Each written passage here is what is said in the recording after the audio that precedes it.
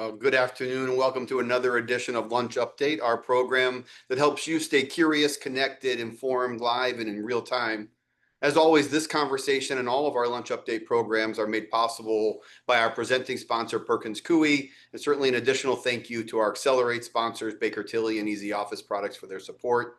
Today's program will feature conversations with some of Greater Madison's most impactful entrepreneurs, including two past pressure chamber winners, Kristin and Katy Jinkins, and a longtime leader in our region's entrepreneurial ecosystem, Scott Resnick. The webinar chat is open, something new that we're trying. We have opened up the web chat, so please ask questions. We will try to get to those if time allows. You can also react to comments that are being made by myself or our guests by using emojis in the chat function. And before we dive into what I think will be a great conversation, let me give you a few chamber updates. Registration is now open and has been for a few weeks of our 72nd annual dinner that is happening on October 21st at the Monona Terrace. There's only a few tickets left, candidly or transparently. It's only 92. I checked before I came on air. So 92 tickets are left. If you've been waiting to get yours, now is the time. That will sell out in the coming days. We tell every year we tell people it will sell out. They wait and then it sells out, and then they ask if we can get them in, and the answer is we can't. So if you are interested in attending, please register on our website. There's also a link that has been put into the chat. There's also a very limited number of sponsorship opportunities that are available. So if you're interested in becoming a sponsor, we'd need to move quickly, but we'd love to have you. And you can contact our Managing Director of Development, Jill Wood, at jill@madisonbiz.com. And you can see contact information again in the chat. Also, next month in October, Chamber staff will head to the Bay Area for our annual San Francisco Meets Madison visit.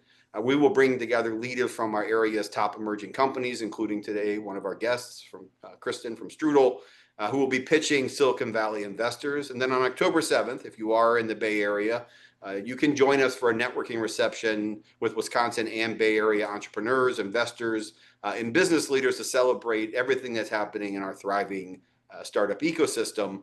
You can register for that as well on our website or use the previous link that was in the chat just from a few moments ago. In addition to you, if you have employees, customers, friends, family, prospects that you think would benefit from joining us for a drink, we'd love to have them. They're welcome to register as well. And now for our guests. I'm excited to introduce to you three great panelists or guests to the show today. Scott Resnick has been part of Greater Madison's startup ecosystem since he was a student at UW-Madison in the early 2000s, where he co-founded Harden Design and Development. Harden has gone on and has since grown up to become a 9-figure full-cycle product development firm with clients that include FedEx, IBM, and the Greater Madison Chamber of Commerce. He also served as a Madison Alder, where he championed technological innovation and entrepreneurship. He helped create the Entrepreneurial Hub, now known as Starting Block in Madison, and has promoted startups in the region, in the state, and nationwide this entire time. Also joining us is Katy Jinkins, who is the founder and CEO of SixLine Semiconductor.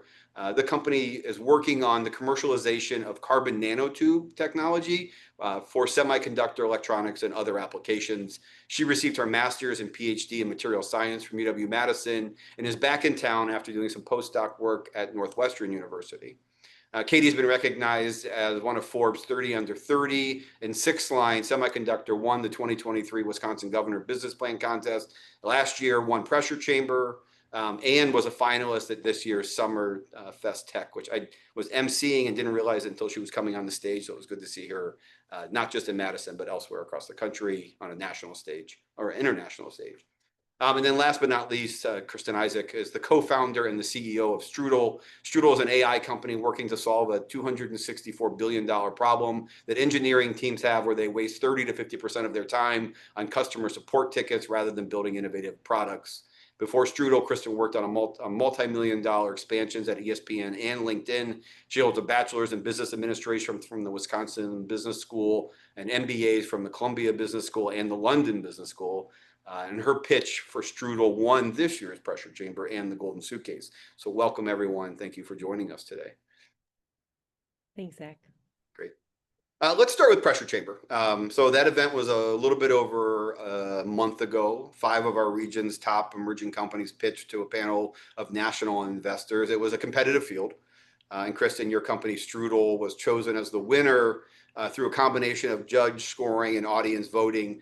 Can you give us a brief, under 60-second sort of version of that winning pitch? What problem is Strudel trying to solve? Sure. Thanks, Zach. So we like to have people start by thinking about a time that technology ruined your day. Because everyone can think about a time that technology ruined your day. But what you might not realize is that this happens in software companies every day with their customers. It happens even in the world's largest software companies, and it can happen sometimes hundreds or thousands of times a day. And what you might not know is that to solve these technical support issues, software engineers need to do a ton of manual, tedious work, looking sort of needle in a haystack types of work to solve these problems. So what Strudel is doing is using AI to automate that tedious manual work for the software engineers, saving between 50 and 65% of their time. Great. Well Thanks. done. So in a couple of weeks, we'll be heading together out to the Bay Area, as I noted at the top of the show, to both celebrate the ecosystem here, share it, but then also meet with Silicon Valley investors. So you won the Golden Suitcase, so you're coming with us. What are you hoping to get out of the trip? What are the opportunities that you see? Certainly, you can go to the Valley yourself, but what does it mean to be part of the delegation? Yeah, thanks, Zach. I think it's just a sign of the amazing entrepreneurial ecosystem that we have in Madison and Wisconsin in general. I feel that in general we do punch far above our weight. And I'll say Pressure Chamber was definitely the most fun startup experience we've had in our founder journey. So thank you for that, for you and the team. It was amazing. What I'm aiming to get out of the trip to San Francisco is also to build out my network in the Bay Area. And I know that there are these strong connections between Madison and the Bay Area and other parts of the country. And I do think that's one thing that we can continue to do with startup founders in Wisconsin in order to, get that exposure to the broader, bigger markets and other places outside of Wisconsin as well. Any recent updates or milestones that you want to share? What's new Yeah. since Pressure Chamber? Yeah, we had a fundraising goal for our first round, kind of an angel friends and family round of 500K, and we actually have exceeded that now. So we're at 550K. Congrats. So thank you very Fantastic. much. Well Thank done. you. Yeah. You are continuing a long trend of people who win Pressure Chamber and then end up closing their round. So I'm glad it has Awesome. continued with you. Katy, so your company, SixLine Semiconductor, won Pressure Chamber last year in the Golden Suitcase. So what were the sort of spark notes of your pitch, as you sort of recall it, in talking to the investors in the Bay Area? Sort of give us the thumbnail of what you were presenting to them. What was your pitch? Yeah, so SixLine makes your computers and cell phones faster, more energy efficient, smaller, more compact, more connected. And we do that using carbon nanotubes, which are just simply very tiny straws made entirely of carbon atoms that are 100,000 times thinner than a human eyelash. And so SixLine overcomes these really long-standing challenges that prevented nanotube integration and ultimately meets the growing performance and integration demands, especially driven by Internet of Things and then also artificial intelligence as well. So I always tell people that, like, if you get this right, you kind of change the world. Like, this is big, deep tech. But so what's new in the last 12 months? So since Pressure Chamber, what are the newest updates from SixLine? Yeah, so we've been continuing to grow. I mean, both our connectedness with funds and continuing. We've been fundraising our pre-seed right now, but also we've been really growing some really strong industry traction in the semiconductor industry, delivering more paid minimum viable products for the company and getting carbon nanotubes into their facilities and testing. And then we're also working currently to partner with a fabrication facility to integrate our films into their fabrication facility and make some commercial devices coming up in the next year. That sounds like great progress. Congrats. Yeah, thank you. So we've seen the startup scene in Madison grow, and it's changed a lot, over the last dozen of years or so. Even Pressure Chamber is kind of a good example of that. It's now in its second decade, and it started in like a corner of the expo hall at the Alliant Energy Center with a lot of people kind of scratching their head, like, what is this? And then this year we filled the Sylvie, right? And with, all of the AV that, comes with a rock show, to put, rock stars, entrepreneurial rock stars on a stage. Ford Fest is now in its 15th year. So as I think about how we've grown and evolved, I certainly can't not help but think of your role in that, Scott. I mean, you've kind of been, as much as I think about the entrepreneurial ecosystem, and the people who've been present, you've been present and through all of that. I think pretty much your entire professional life and a good chunk of your student life has been involved in helping build out the ecosystem. What is the state of Greater Madison's entrepreneurial ecosystem as you see it today, vis-a-vis where it was, in the 2000s when you were coming out of UW? It's a great question, Zach. First, I will say, I really think from the pressure chamber perspective, ensuring that the doors are locked. So in the rare chance that you might have a phone call, step out of there, make sure you can't get back in, because no matter what your role may be in the ecosystem, it just puts someone in their place. You know, we have seen such tremendous growth, and I sort of see it in several different phases. That phase from, let's call the 2000s, sort of peaking up to 2012. And in 2012, Madison per capita was 14th in the world for venture capital. Now, you look at that at 14th in the world, uh, we had so much going on. You know, Eat Street, Ionic, other startups. There was this huge buzz. Part of it is where you started to see folks like the Chamber step up and say, we should be involved in entrepreneurship. You saw a transformation at UW. There was a buzz about Madison that you didn't necessarily see in other communities. Um, we fast forward to today, and it's a sort of we're in a very different place. Obviously, Madison has seen a tremendous growth in the last 13 years. You can't miss the number of cranes. If anything, we have better assets than we had at any other time period, whether it's the airport, whether it's venture capital funds being present. We just haven't seen that same inflection in the startup ecosystem. I would love to hear from Kristin and Katy about what it was like to raise today, because while we may see some maturity in certain areas, we may have not tended to those younger startups that create that pipeline over time. And now, statistically, if you were to look at where we are, we haven't dropped. We are about, if you look at the Midwest, the ninth city, if you're looking at tiers and rankings for entrepreneurship. But as we've watched Ann Arbor of that same time period from 2012, at that point, they were the 11th. Today, they're number 5 and experiencing multi-billion-dollar exits. And we've dropped to number 9 with that, the question mark of where that billion-dollar exit's going to come from. Although Fetch, I'm sure, as many billions of dollars on their exit, they will love to see. So I'm looking forward to digging into those questions. Yeah, I think it's an interesting point you make, Scott. I think about that, how much we trumpeted the 14th in the world. We had more tech star companies than any other city outside of the Bay Area. And so, yeah, you're right. I hadn't thought about it that way. Of like a lot of what we would have said before are not necessarily relevant today. Some of the things you highlighted around, challenges that you see, do you think those are specific to Greater Madison? And so we'll dive in a little bit and bring in the others. But I'm curious, as you look out broader than just your aperture is now broader than Madison. As you look out across the country and maybe even across the world, do you think some of these headwinds that we're seeing are specific to us, or do you think there's something bigger than that going on? There's certainly tectonic changes in venture capital, but that aside, we are seeing movement elsewhere. So yes, some of the decreases in numbers is the concentration of venture capital, but it's not the whole story. We are looking at other states and other other communities that are using policy innovation in a way to support their startup ecosystem. We're seeing best practices be applied where some of those practices are still a challenge to adopt. I would love to hear Kristin's experiences fundraising with that, because I think firsthand she's a microcosm of some of those experiences. And also you see, as recently someone put the expression grand challenge aligned.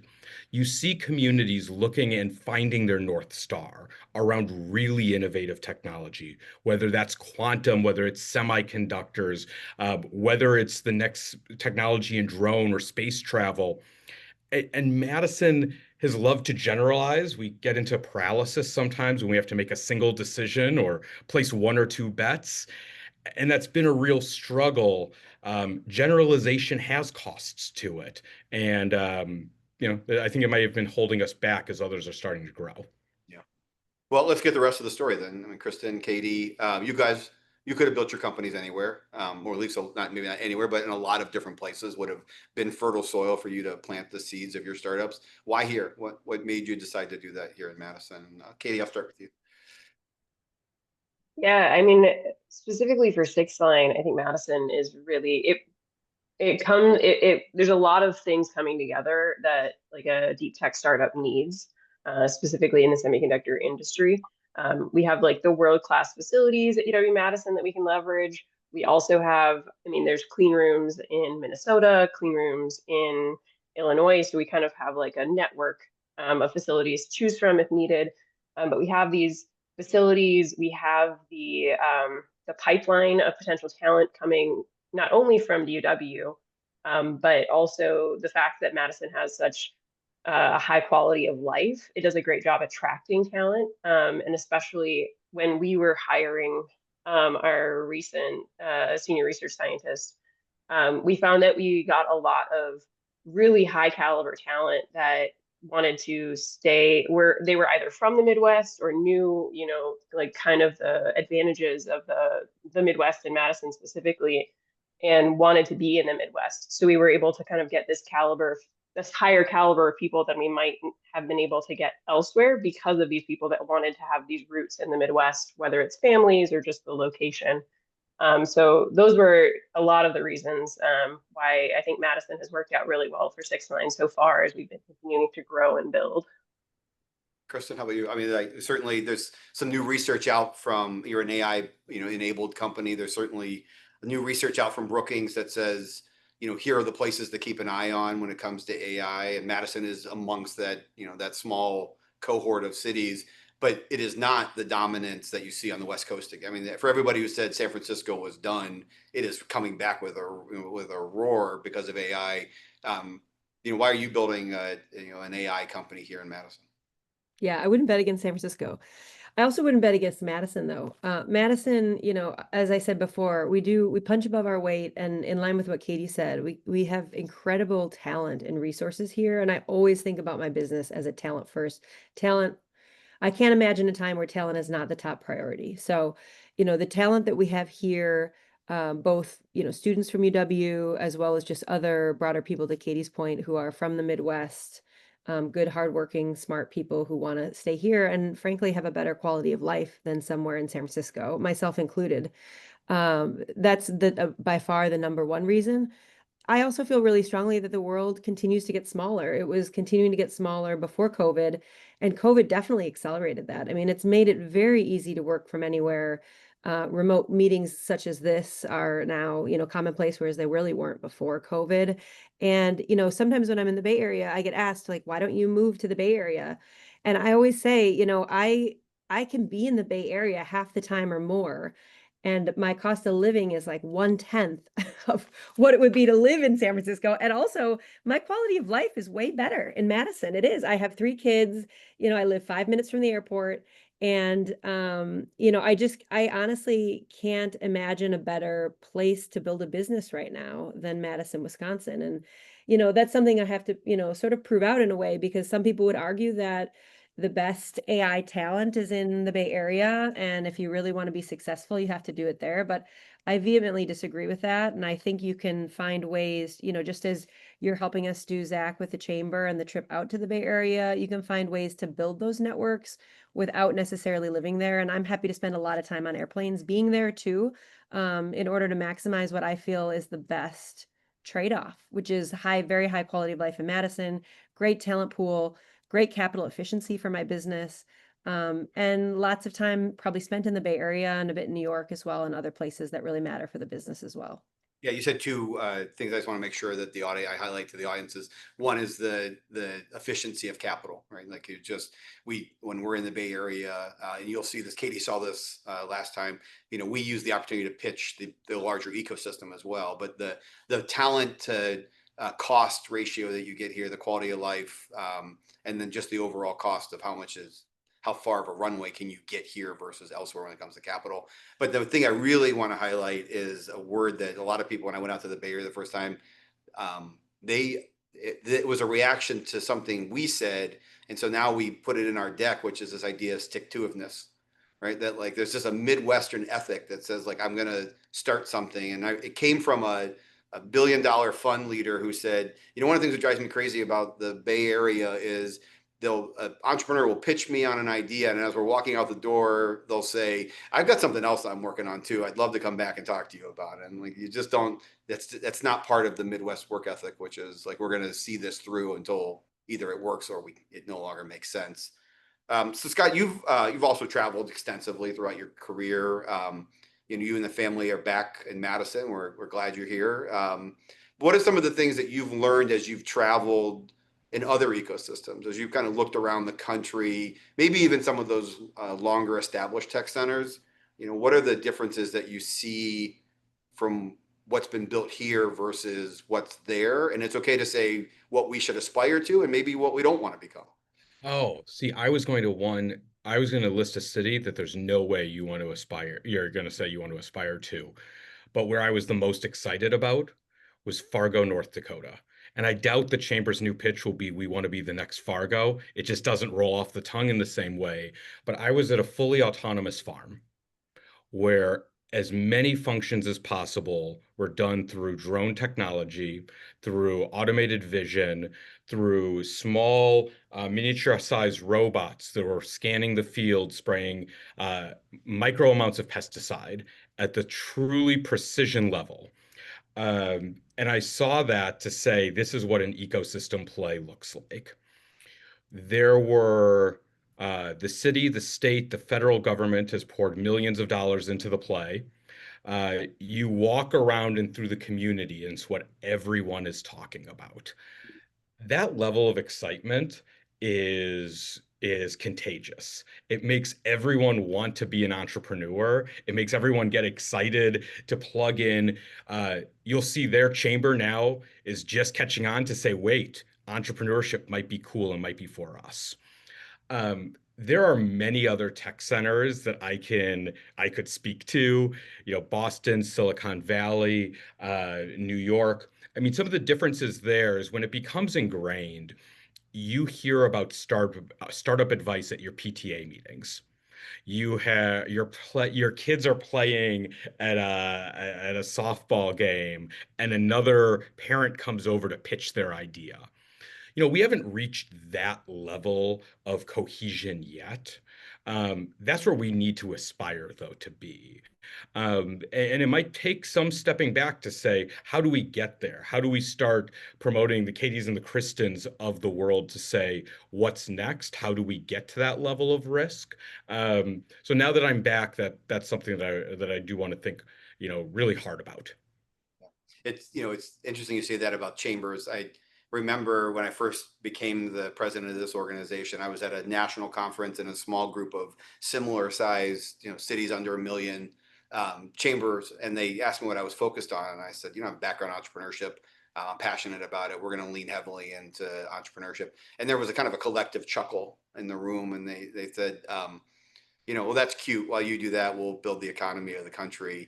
And every single one of those chambers in the last 10 years has reached out to me to ask me how they can do it, because they now realize the sort of value of building it on your own, as opposed to trying to, building it into your ecosystem or your economy, as opposed to trying to bolt it on later, which is just a lot harder and a lot more expensive. And Zach, to your credit, that's what it means to be aligned. When you have institutions like a chamber pushing that message next to a school district, next to your university and college. And we are blessed. I mean, one of the fortunate parts of Madison is the chamber was that early adopter in pushing that message forward. I appreciate that, Scott. I'm curious about, let's pull back from the ecosystem. We'll come back to it, but I'm curious about, all three of you are entrepreneurs in very different industries. You have your own backgrounds for how you got to this moment. What is it that makes you passionate about what you're doing? And so let's, Kristin, tell me about, as you think about certainly a big problem, but what makes you passionate about wanting to solve that problem?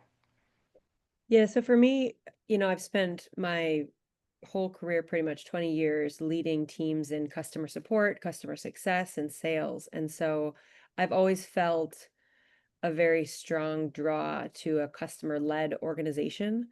And so, and we're solving these technical support issues for software companies. So it's right in line with what I've done for the last 20 years and something that I'm very passionate about at the core. And beyond that, our founding team, all four of us, by the way, UW-Madison alum, so go Badgers. But all of us, have felt this pain in a very real way for us leading our teams, me from a go-to-market perspective, and then Shai, Amber, and Brian from an engineering leadership perspective. So yeah, we're just really passionate about this pain and wanting to solve it and feeling like this is the right moment in time. It's something that AI does very well. And this is a huge opportunity that we feel sort of perfectly placed to go out and solve. And that's exciting. Yeah. And it's just fun to build, honestly. I've always been a builder as well. It's just super fun. Katy, how about you? Like we talked about the deep tech nature of it, but what makes you passionate about the work you do? Yeah, it's really impact. Impact has always really motivated me. One reason I went into engineering was because I wanted to work on things that related to Kristin, like building something like physical was what I wanted to do. And building things that can have real world impacts motivates me a lot. So I've always really followed research opportunities or job opportunities that allow me to, push that impact, whether that's, on a smaller level, putting out this next paper, but with starting a company, it was really taking that next step. Let's make a real impact and be the person to push the technology from the lab benchtop into the commercialized world and actually see it integrated into devices and meet this real world need that we can see these companies coming to us and saying can your technology do X, Y, or Z? We want to see this from your technology. When can we expect this? So really for me, it's always been the impact and pull that we see. Love that. Scott, I'm going to twist your question slightly, because I, certainly Hardin is a true success story, and, it used to be a great story for you, your family, for John, for the team. But I'm curious as you think about your experience in the private sector and building Hardin and other things, and then the work that you've done in the public sector and then around the public sector, are those similar efforts? I mean, is what it take to invest in building an entrepreneurial ecosystem similar on the private sector side than the public sector side, or is there something different that you've discovered in the duality of your work? There's many common trends, but it's certain themes that stay the same there. I mean, what empowers me in it all is about upward mobility. Whether you're looking at it on the lens of the public sector side of what entrepreneurship can provide families, whether you're doing a nanotube technology or maybe a bowling alley / bar, you're able to provide jobs for the economy and pushing a line forward. There are certainly trends that probably both worlds can learn from. Certain things that apply in the public sector realm would not apply in the private, and vice versa. but it's looking for who your customer is. And the only difference is if we thought more about our public sector lives of saying our taxpayer, our resident, our neighbor as the customer versus political issues or some of the other strife, that lesson I think could be applied very well in the public sector. Yeah, I remember once when you were on the city council, you said, it may have been during a meeting, but I wasn't, it wasn't directly said to me. I just overheard you say it, but it was you were pushing the council and the city to invest in some type of innovation or new technology. And you said, imagine if we could be the first, right? Imagine if Madison was the place that that everybody else looked to. As you think about the public sector side and both, again, your work in it, but also the work since you left the public life of just being around it and supporting ecosystems and teaching them how to plug into the public sector. Are there things that we need to be weary of as well? I mean, are there, and I'll just be candid, are there things that are developing now at a local, state, national level that risk becoming headwinds for the startup community? Absolutely. I am actually incredibly nervous where innovation goes in our nation. Hearing from other states in particular, it may be, we're lacking the bipartisan champion for what innovation looks like. And it's really dropping off the radar screen, but also being cognitive of what are major risks to technologies and what aren't. There are certain scenarios that we are banning forms of technology that have a zero risk to the general public, while simultaneously passing and incurring other forms of technology that may have monumental risk to society, almost with a laissez-faire attitude. AI presents those. There are tremendous benefits to artificial intelligence that just get me excited. It makes me excited for my kids' future. But there are certain risks to that. And what AI and autonomous decision making may bring to everyone else that also just bring me so much fear. And what can happen is one of those fearful incidences occur. A meltdown of a nuclear power plant triggered by AI, a cataclysmic cybersecurity event, which could freeze so much more. So I think we have to be so much more intelligent and thoughtful in our policy making. So I'm curious, Katy and Kristin, as you guys think about kind of the global landscape and maybe even the, specifically the national landscape, we've got a survey out in the field right now. If you haven't taken the N2 survey and you've been invited and you're watching, please go take that so we can.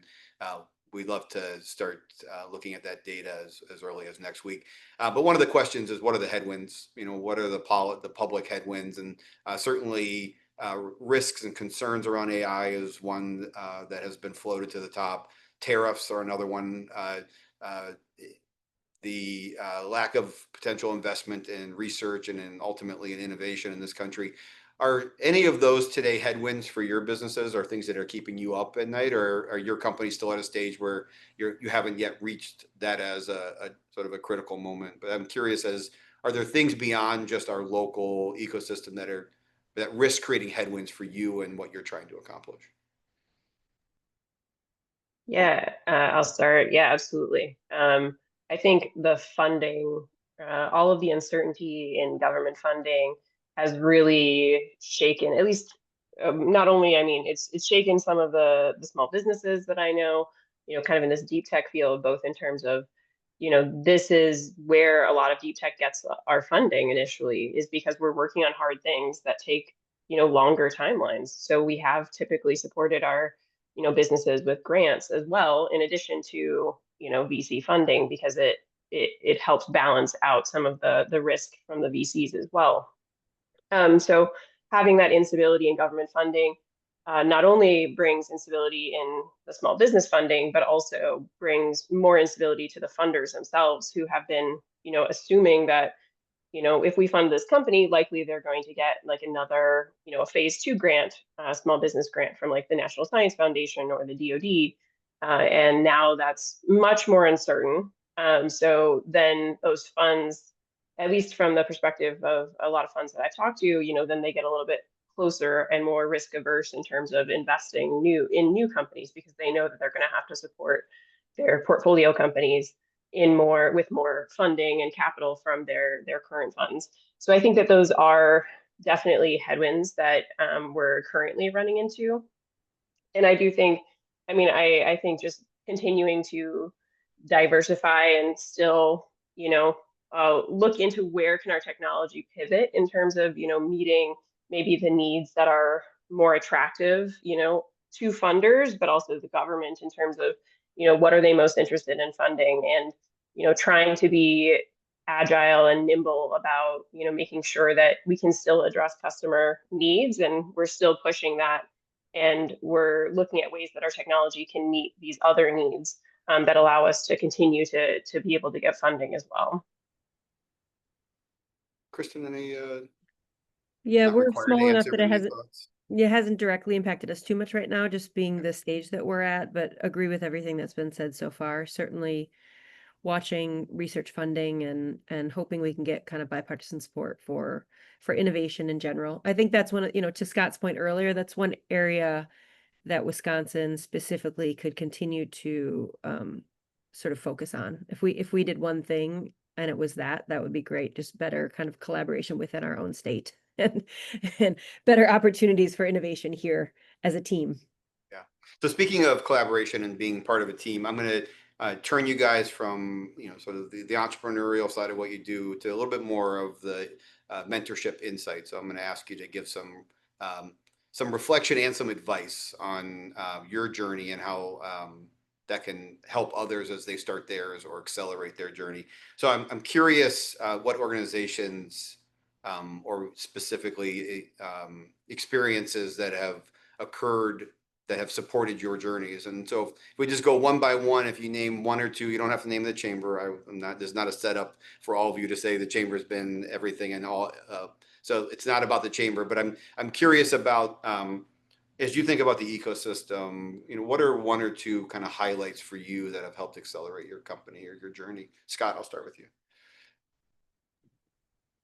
There are individuals, and I can't see who's in the audience, but at least a handful of them who have been chamber members, who at different points in my career have either pulled me aside to grab a coffee, to sit down for a private conversation, to say, let me help you get from point A to point B.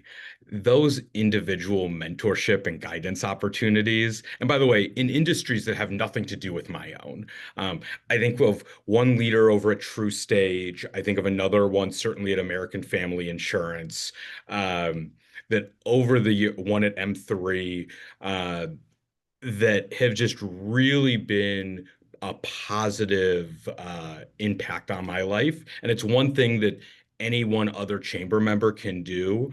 It doesn't have to be at a high growth startup. It's not like finding the Fetch CEO and helping him out. It can be a small business, it can be a large business, but it's something you can do and provide that business guidance. Funny thing about Fetch, I was clearing out some old folders the other day and I found Wes's original pitch deck that he brought to me in like 2012 and like a hand-drawn dog logo. Yeah, It's absolutely hysterical to see where he was then to where he is today. It's kind of but it's a great vision of how a journey gets started, right? Like just a passionate entrepreneur with an idea and a lot of pivots and a lot of people wrapping their arms around them. How about you, Katy? Experiences, organizations, people that have helped accelerate or made a meaningful impact on your entrepreneurial journey? Yeah, so many. Obviously, it's starting a company is not something that you're trained in for the most part. At least I wasn't in my graduate or undergraduate work. And it's a lot of people that go into helping or helped me understand what it really meant to start a company. So, it started from, filing patents with WARF when I was a graduate student and really starting to understand what the value of the technology was and the value in protecting the technology. And then attending the Mortgage Entrepreneurial Boot Camp at UW, which is a crash course in entrepreneurship. And it helped demystify and just, kept removing more of those, blinders that I had in terms of like, what does it mean to be an entrepreneur? What does it look like? What is your day to day? So experiences like that. My postdoc was at an extremely entrepreneurial lab that had multiple companies coming out of it. So just being able to talk with founders through that experience, and through other networks here in Wisconsin and globally that have been through this process, whether they're my mentors or peers who are already starting companies or at the same point or further along or a little bit behind, like just having that network has just been so meaningful and so impactful in terms of providing guidance, and also being that support that's necessary, because it's not easy, and so you need to rely on as many people as you can and reach out as much as you can. Kristin? Nope. You got to unmute. I was saying I'm worried I'm going to miss somebody because there's so many people that have helped us along the way.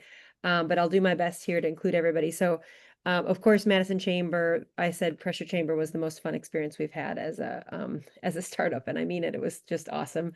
And just the feedback that you gave, Zach, on the pitch and helping us progress, everything was super valuable. MadWorks, Susie Uncle's amazing. Generator, we worked with Maggie, Abby, and Molly in the G-Beta program, and we're going on to another one of their generator programs. UW-Madison, WDC, John Zaratsky at Character Labs in Milwaukee, the Hone Networking Group that Scott and I are both in, and then just broadly kind of angels and investors and mentors across Madison and Wisconsin who've been super helpful. Oddly enough, one thing I keep making a parallel to with like running a startup and founding a startup is actually having a baby. Like it feels like it takes a village to like raise a startup. It really does take a village, and all these people, I mean, we would not be where we are today without all of those people and more people who I'm sure I forgot. So I'm really grateful to everybody who's been a part of this journey with us. So we have about 4 minutes left, and I've got a couple questions. So I'm going to ask one, and then if we get through it, but don't rush this question, because because I think this is an important question, and if this takes up the last 3 minutes, that's okay. But if not, I'll have one more after this. But so if we took a moment and, as I said, turned you into mentors and took all of the things that you just highlighted about what worked well for you in the ecosystem, and you turned that outward and gave a recommendation. So thinking about the kids in a dorm room and the garages and their basements and co-working spaces, and some non-kids, right? Some non-kids who are not in any of those spaces, but are already thinking about their next big idea. What advice would you give them as you were thinking about how to start out in this region's startup scene? And I'm just going back to reverse order with Win. So Kristin, we'll start with you. I would say just go for it. For me, one of the hardest parts was just taking that first leap to just do it. It was something I always wanted to do my whole career, and finally just did it. And I always tell people that usually I think you'll know within 6 to 12 months whether it was the right thing to do, and then once you've started, just stick with it, take advantage of all the mentors you can find, everybody that can help, be open to pivoting, but also passionate about what you're focused on, and just like stick with it. Yeah. And do it. Let's have more founders in Madison. Let's go. We're all here to help everybody on this screen. That's it. Katy, how about you? Advice for the next gen? Yeah, I mean, I would say, yeah, definitely embracing pivoting, and embracing actually listening to your customer and making sure that, you're providing something that is needed, and also not being afraid to fail fast. I think startups in general, like you need to, make that deliberation about, failing or, pivoting. And when I say failing, I don't mean like it closes. I mean, like maybe you had a business model that doesn't actually work. Maybe you had a customer that wasn't actually a customer, or wasn't your paying customer. So, have those ambitions and fail fast and iterate and learn from those failures, and like keep going and keep moving. And, figure out where this business startup is going to take you, and it'll take you to the next, whether that's your company continuing to grow or your next big thing. So, just enjoy the ride while you're here too. Great. Thanks, Katy. Scott? We have a tremendously generous community, and just reach out.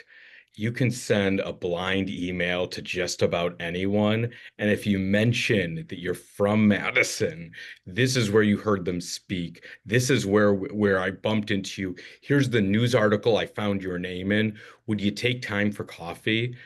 I mean, 9 times out of 10, the person on the other side says yes. It takes some courage, it takes some gumption to write that email.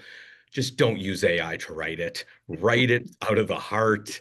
No one needs to see any more AI generated emails. But if you do that and you make it personable, they'll show up. All right, I'll just agree to disagree a little bit on that, Scott. I agree it should be personal, but you can still use AI to edit it and make it better, but make sure it sounds authentic, right? Like it has to be authentically you. Yeah. We're going to end on the word authentic. I think that's perfect. Thank you. I want to thank certainly our presenting sponsor, Perkins Coie, for supporting this program. Scott, Katy, Kristin, great conversation. Thank you for spending your lunches with us. And then thank all of you for taking time out of your day to be with us. As I said, this conversation, like all lunch updates, are recorded and made available. And I'll look forward to seeing all of you next time right here on Lunch Update.